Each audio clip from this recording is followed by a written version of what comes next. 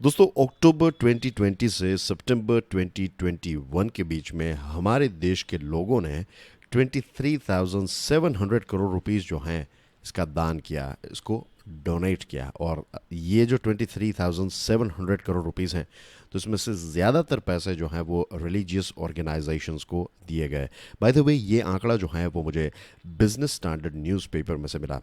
आज हम बात करने वाले हैं सोशल स्टॉक एक्सचेंज के बारे में। क्या है ये सोशल स्टॉक एक्सचेंज, किसने इसका आइडिया दिया था और इसके बेनिफिट्स क्या है, ये सारी चीज़ों के बारे में विस्तार से चर्चा करेंगे। मेरा नाम है Prashant Mawani. Welcome to curiously education. दोस्तों 2019-20 का जो यूनियन बजट था, उस बजट में हमारे फाइनेंस मिनिस्टर निर्मला सीतारमन जी ने सोशल स्टॉक एक्सचेंज, आज के इस लेक्चर में सोशल स्टॉक एक्सचेंज को मैं शॉर्ट फॉर्म में एसएसई कह के बुलाऊंगा। तो ये जो एसएसई है, इसका आइडिया देने वाले अगर कोई व्यक्ति है हमारे देश में, तो दैट इज़ निर्मला सीतारमन जी। अब गवर्नमेंट जो है वो हर जगह पर नहीं हो सकती। मुझे वो कहावत याद आ गई कि भगवान जो हैं वो हर जगह पर नहीं हो सकते, इसलिए उन्होंने माँ को बनाया। वैसे ही सरकार जो है वो हर चीज़ जो है वो नहीं कर सकती। सरकार की लिमिटेड कैपेसिटी है, और वो भी ख़ास करके भारत जैसे देश में, जिसमें इनकम अगर हम देखें देश की और पॉपुलेशन को देखें, तो हमेशा हमारे पास रिसोर्सेज जो हैं उसकी कमी रहती है। हर किसी को वो टॉप फैसिलिटी जो है वो हम नहीं प्रोवाइड कर सकते। फ़िलहाल हमारी सिचुएशन ऐसी है। तो सरकार जो है वो अपनी जो भी लिमिटेड कैपेसिटी है उसमें बेस्ट करने की कोशिश करती हैं, लेकिन जो गैप बच जाता है, तो उस गैप को फुलफ़िल करने के लिए बहुत सारी एनजीओज़ का मतलब होता है नॉन गवर्नमेंटल ऑर्गेनाइजेशन या फिर नॉन गवर्नमेंट ऑर्गेनाइजेशन। तो ये बेसिकली वे सारी सेवा प्रदान करने वाली ऑर्गेनाइजेशंस हैं जो लेट्स से कि अगर कोई गरीब हैं तो सर्दियों में रास्तों पर, सड़कों पर रहने वाले गरीबों को कंबल प्रोवाइड करते हैं, फ्री में प्रोवाइड करते हैं, फ्री में खाना प्रोवाइड करते हैं, मेडिकल फैसिलिटीज़ प्रोवाइड करते हैं, एक्सेट्रा। तो एनजीओज़ जो हैं वो हमारे जैसे देश में तो एक बहुत ही इम्पोर्टेंट रोल प्ले करते हैं। अब हमारे जैसे देश की अगर हम बात करें तो देखिए, ह्यूमन डेवलपमेंट इंडिकेटर्स में भी हम बहुत ही पीछे हैं। इसके साथ साथ जिस प्रकार से एनवायरनमेंट का डिग्रेडेशन हुआ है, तो हमारा देश जो है वो और ज़्यादा वल्नरेबल हो चुका है। We know what happened in Pakistan, right. और सोशल सर्विसेज जो हैं वो वल्नरेबल लोगों को जब प्रोवाइड करवाई जाती है, ख़ास करके डिज़ास्टर के टाइम पे, कोविड-19 के टाइम पे, फ्लड्स के टाइम पे भी एनजीओज़ ने बहुत ही इम्पोर्टेंट रोल प्ले किया। And let me tell you one more thing कि ये सारी एनजीओज़ का जब हम नाम लेते हैं तो हमें लगता है कि कपड़े, पढ़ाई के लिए, हेल्थ के लिए पैसे देने वाली एनजीओज़ ही होती हैं। No, let me tell you, कुछ एनजीओज़ जो हैं बहुत ही इंटेलेक्चुअल लेवल पर काम करती हैं। वो कुछ ऐसे अपने रिसर्च इनपुट्स जो हैं वो सरकार को प्रोवाइड करती है और सरकार को नज करती हैं। सरकार को एक प्रकार से, मजबूर शब्द तो नहीं कहूँगा, लेकिन सरकार को इंस्पायर करती है, मोटिवेट करती है। सरकार को एक हल्का सा एक हल्का सा धक्का दिया कि कहा कि नहीं, आप इस दिशा में भी सोचिए, इस दिशा में काम कीजिए। तो इस प्रकार के इंटेलेक्चुअल कामों का, इंटेलेक्चुअल वर्क जो है वो भी इस प्रकार की, और रिसर्च ऑर्गेनाइजेशंस, बहुत सारी ऐसी एनजीओज जो हैं वो रिसर्च और इन सारी चीज़ों का भी काम करते हैं। तो ये भी चीज़ जो है, एक यूनिक चीज़ है, ये भी आप ध्यान में रखिएगा। सिर्फ ऐसा नहीं है कि एनजीओज जो नॉर्मली हमारे दिमाग में जो पहला इमेज क्रिएट होता है वो यही होता है कि गरीबों को खाना देना, हॉस्पिटल फैसिलिटीज़ एक्सेट्रा, लेकिन एनजीओज जो हैं वो हर क्षेत्र में हमें जनरली देखने को मिलती है। बहुत सारे क्षेत्रों में वो काम करती हैं। अब सरकार जो है, सरकार को भी पता है कि एनजीओज़ जो हैं वो एक बहुत ही इम्पोर्टेंट रोल प्ले करती हैं। जो गैप हैं, राइट, इस गैप को फुलफ़िल करने का काम जो है वो एनजीओज़ करती हैं। लेकिन फिर भी सरकार को टाइम टू टाइम जो है वो एनजीओज़ के जो फंड के साथ जुड़े हुए रूल्स एंड रेगुलेशंस हैं और दूसरी जो रिक्वायरमेंट्स हैं, उनको और ज़्यादा टाइटन करना पड़ता है, उसको और ज़्यादा कठिन बनाना पड़ता है। क्योंकि क्या होता है कि बहुत सारे लोग जो हैं वो एनजीओज़ के रूल्स एंड रेगुलेशंस का मिसयूज़ भी करते हैं। ये जब मिसयूज़ शब्द मैंने बोला तो मुझे एक एग्ज़ाम्पल याद आ गया। बहुत ही इंटरेस्टिंग रिपोर्ट जो है वो न्यूज़पेपर में आया था। रिपोर्ट में ये था, दोस्तों आपको पता होगा कि 2011 में जापान के फुकुशिमा जो न्यूक्लियर पावर प्लांट है, वहाँ पर एक बहुत बड़ा सुनामी की वजह से डिज़ास्टर हुआ। तो उसके बाद दुनिया के बहुत सारे देशों ने न्यूक्लियर पावर प्लांट्स जो हैं उनको बंद करने के बारे में सोचा, और बहुत सारे देशों ने तो बंद कर भी दिया। अब हमारे देश भारत में उसी समय पर कुलम प्लांट जो हैं, Kudankulam plant nuclear power plant of course, ये तमिलनाडु में लोकेटेड हैं।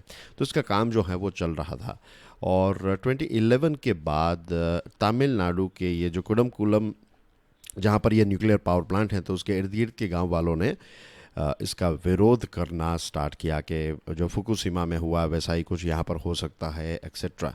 अब ये कुडमकुलम न्यूक्लियर पावर प्लांट जो हैं, ये भारत ने रशिया की मदद से बनाया है।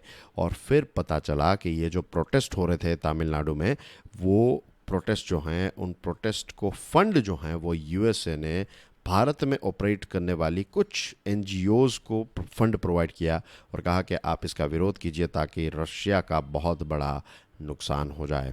तो this is just one example कि ऐसे लेवल पर भी एनजीओज़ जो हैं उनका मिसयूज़ होता है। और लोकल लेवल पर क्या होता है कि बहुत सारे लोग जो हैं वो ट्रस्ट क्रिएट करते हैं और फिर पैसे जो हैं वो लेते हैं और ब्लैक की इनकम जो हैं उसको वाइट करके उस थोड़ा कमीशन लेके फिर वापस पैसे जो हैं वो उस पर्टिकुलर व्यक्ति को दे देंगे। तो इस प्रकार का धंधा जो है वो भी चल रहा है, इस प्रकार का बिजनेस भी चल रहा है। तो ये सारी चीज़ों को रोकने के लिए सरकार जो है उसको एनजीओज़ के साथ जुड़े हुए रूल्स एंड रेगुलेशंस को टाइटन करना पड़ता है, थोड़ा और कठोर या फिर कठिन बनाना पड़ता है। अब सेबी यानी कि security and exchange board of India ने एक डिटेल्ड फ्रेमवर्क इश्यू किया है। किस चीज़ को लेकर? एसएससी को लेकर, सोशल स्टॉक एक्सचेंज को लेकर एक डिटेल्ड फ्रेमवर्क। और ये जो एसएससी हैं इसका डिटेल फ्रेमवर्क ये कहता है कि अब एनपीओ या फिर एनजीओ दोनों सेम चीज़ है, non governmental organization, and NPO का मतलब है नॉट फॉर प्रॉफिट ऑर्गेनाइजेशन। तो एनपीओ हैं या फिर एनजीओ हैं तो अब वो अपने आप को सोशल स्टॉक एक्सचेंज पर लिस्ट करवा सकती हैं। इट्स लाइक कि जैसे टाटा के शेयर्स जो हैं वो एनएससी में लिस्टेड हैं, तो आपको पता चल जाएगा कि टाटा का शेयर जो है वो अप है या डाउन है, क्या प्राइस चल रही हैं। तो आंकड़ों के माध्यम से आप डिसीजन जो हैं वो ले पाएंगे। अब हमारे देश में क्या है कि अगर आपको कहीं पर लेट्स से पैसे देने हैं, अगर आपको दान करना है, तो आप अपने दोस्त रिश्तेदार को पूछेंगे कि कहाँ पर हैं, तो वो जो आपको इन्फॉर्मेशन देंगे that will be informal information. Mind you, informal information हमेशा गलत हो ऐसा बिल्कुल नहीं है, और फॉर्मल इन्फॉर्मेशन हमेशा सही हो ये भी गलत बात है, राइट? ऐसा हम नहीं कह सकते कि informal is always wrong and formal is always right.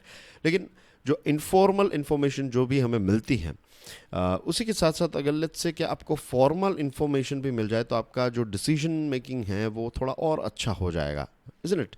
तो इनफॉर्मल इन्फॉर्मेशन तो हमें मिल ही जाती है, लेकिन ये जो सोशल स्टॉक एक्सचेंज है इसमें से हमें एनजीओज़ जो हैं इनकी फॉर्मल इन्फॉर्मेशन भी मिल जाएगी। और यहाँ पर कंडीशन ये रखी गई है कि जो एसएससी हैं तो उनके पास पिछले 12 महीनों का एक वैलिड सर्टिफिकेट होना चाहिए, रजिस्ट्रेशन सर्टिफिकेट उनके पास होना चाहिए।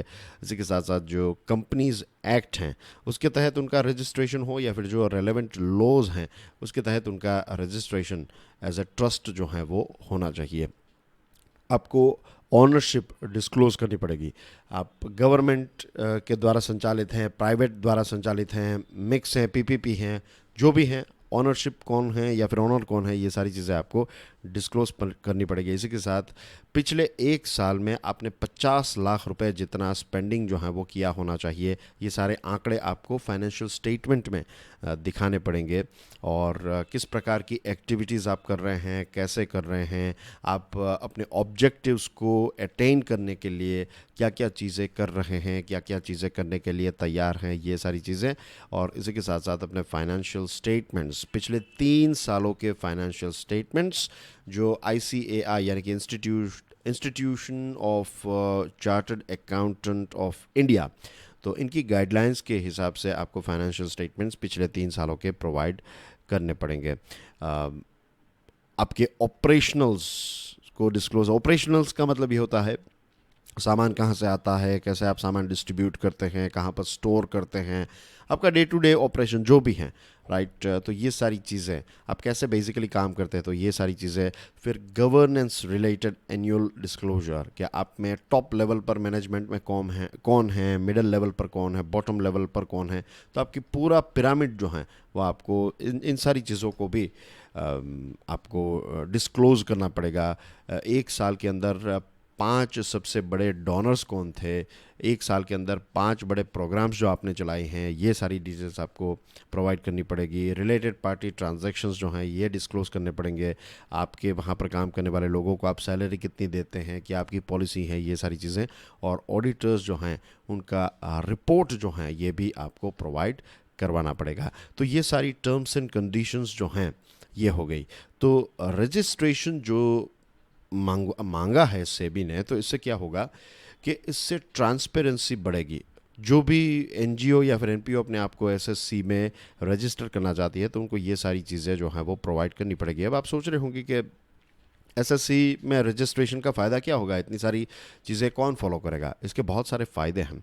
द थिंग इज़ कि क्या होता है कि जो बड़े डोनर्स होते हैं उनके लिए इस पर्टिकुलर एनपीओ जो है इसका परफॉर्मेंस इवेल्युएट करना और इजी हो जाता है। एक बड़ा डोनर, अगर आप किसी को लेट्स से 50 करोड़ का दान दे रहे हैं या फिर 50 लाख का दान दे रहे हैं तो इट्स अ बिग अमाउंट। तो आप जो है ना ऐसे ही थोड़ी दे देंगे आंख बंद करके, आप बहुत पूछेंगे कि ये 50 लाख में दूंगा तो इसका क्या होगा। आप विजिट पर भी जाएंगे या फिर उनको लोगों को यहाँ पर बुलाएंगे, अपने रिश्तेदार, अपने सोशल कॉन्टेक्ट्स का इस्तेमाल करके पूछेंगे कि नहीं ये क्या है, बराबर काम कर रहे हैं नहीं कर रहे हैं। तो ये सारी चीज़ें, ये इनफॉर्मल एक प्रकार का एनालिसिस तो आप करवाएंगे। इसी के साथ साथ एक फॉर्मल लेवल पर अगर आपको एसएससी पर देखने को मिल जाता है कि नहीं ये एनपीओ जो है वो अच्छी तरीके से काम कर रही हैं, तो फिर बड़े डोनर्स जो हैं वो ईजिली ऐसे एनजीओज़ को, एनपीओज़ को पैसे देंगे। The other thing is individuals में आप जो हैं 100 रुपये, 50 रुपये, 1000 रुपये, 2000 रुपये, जो भी हमारी कैपेसिटी है, तो इस कैपेसिटी को अगर हम लोकल लेवल पर किसी इंस्टीट्यूशन पर इतना कोई ख़ास भरोसा नहीं है और हम चैरिटी करना चाहते हैं तो हम डायरेक्टली ऐसी एनजीओज़ जो हैं उनको दे सकते हैं। हमारे देश में अलग अलग जगहों पर काम करने वाली एनजीओज़ को भी हम डायरेक्टली ऑनलाइन पेमेंट के माध्यम से उनको फ़ंड जो है वो प्रोवाइड कर सकते हैं। तो डिस्क्लोज़र जो हैं इसमें जैसा जैसा इम्प्रूवमेंट आता जाएगा तो ऐसे वैसे फंडिंग के लिए कंपटीशन जो है वो बढ़ेगी, और फंडिंग के लिए कंपटीशन बढ़ेगी तो और ज़्यादा क्लैरिटी आएगी, और फाइनली इवेंचुअली जो बेनिफिट होगा वो बेनिफिशरी का होगा। और जो डोनर्स हैं उनके जो पैसे दिए गए हैं तो इसका सबसे एफिशिएंट इस्तेमाल कि एक एक रुपये जो हैं, एक एक रुपया जो है तो उसकी maximum impact grass root level तक पहुँचे। तो ये काम एनजीओज़ जो हैं उनको करना पड़ेगा, क्योंकि अब बहुत कंपटीशन भी हो जाएगी बिकॉज ऑफ दिस एसएससी। तो ये कुछ इसके बेनिफिट्स हैं। और बेसिकली अगर आप अपने सिलेबस को देखेंगे, राइट, अगर आप यूपीएससी की तैयारी कर रहे हैं या फिर स्टेट लेवल की तैयारी कर रहे हैं तो यूपीएससी में तो क्लियरली एनजीओ का जो रोल होता है, राइट, ये सारी चीज़ें सिलेबस का पार्ट है, इसके ऊपर से आपको प्रश्न भी पूछे जा सकते हैं। तो ये एसएससी वाला टॉपिक जो है ना ये बहुत ही इंपॉर्टेंट बन जाता है। आपको डायरेक्टली ऐसा प्रश्न पूछा जा सकता है कि एसएससी जो है इसके फ़ायदे क्या है, बेनिफिट्स क्या है। आप सोच रहे होंगे कि सर ने ये स्टार्टिंग में ही ये क्वेश्चंस या फिर ये चीज़ बता दी होती तो बहुत सारे लोग जो हैं वो इस लेक्चर को आखिर तक देखते, बट ऐसा नहीं है। The thing is it's not about views, it's about कि कितना क्यूरियस है वो व्यक्ति, कितना दिलचस्पी लेता है। कोई टॉपिक सामने आते हैं, आलसी व्यक्ति जो हैं, जो ऐसे फैशन के तौर पर तैयारी कर रहा है, वो बाद में देख लेगा इस वीडियो को। लेकिन जो मेहनत करने वाला व्यक्ति है, जो क्यूरियस है, उसको अगर आलस भी आ रही है, उसको अगर मूड भी ठीक नहीं है तो भी सोचेगा कि नहीं कोई बात नहीं, मूड तो अप डाउन होता रहेगा, let me focus on my studies. और उसने ये पूरा वीडियो देख भी लिया और अब उसको पता भी चल गया कि ये जो टॉपिक है वो सिर्फ ऐसा जनरल नॉलेज या फिर ऐसे ही क्यूरियोसिटी को फुलफ़िल करने के लिए है, एग्जामिनेशन के लिए भी एक बहुत ही इंपॉर्टेंट टॉपिक है। तो आई होप आज के इस डिस्कशन से आपने बहुत सारी चीज़ें सीखी होगी। That's everything from my side. Thank you very much for watching this video. God bless you all. जय हिंद।